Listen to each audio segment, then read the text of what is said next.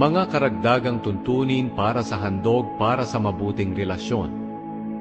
Ito ang mga tuntunin tungkol sa handog para sa mabuting relasyon na iniaalay sa Panginoon.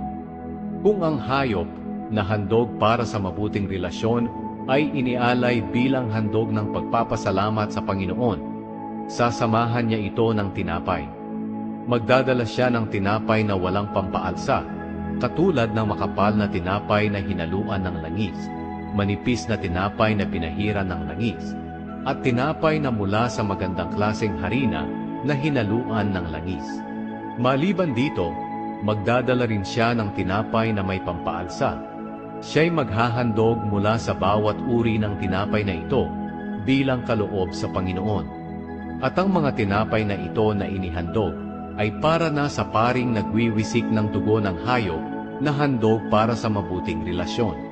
Ang karne ng hayop na inihandog bilang pagpapasalamat sa Panginoon ay dapat kainin ng taong naghandog nito at ng sambahayan niya at ng mga pari sa araw ding iyon, at dapat walang matira kinaumagahan. Pero kung ang kanyang handog para sa mabuting relasyon ay inialay niya bilang handog para tuparin ang isang panata o handog na kusang loob, ang karne ay makakain sa araw ng paghahandog, at ang matitira ay maaari pa rin kainin kinabukasan. At kung mayroon pa ring matira hanggang sa pangatlong araw, dapat na itong sunugin. Kapag may kumain pa nito sa pangatlong araw, hindi na tatanggapin ng Panginoon ang handog na ito, at magiging walang kabuluhan ang handog niya. Ang handog na ito ay ituturing na kasuklam-suklam at magiging pananagutan pa ng sinumang kumain nito.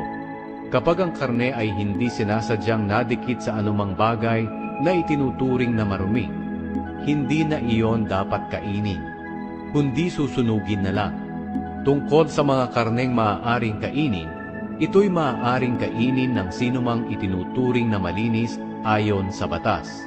Pero ang sinumang itinuturing na marumi at kakain ng karneng handog para sa mabuting relasyon, ay huwag ninyong ituring na kababayan.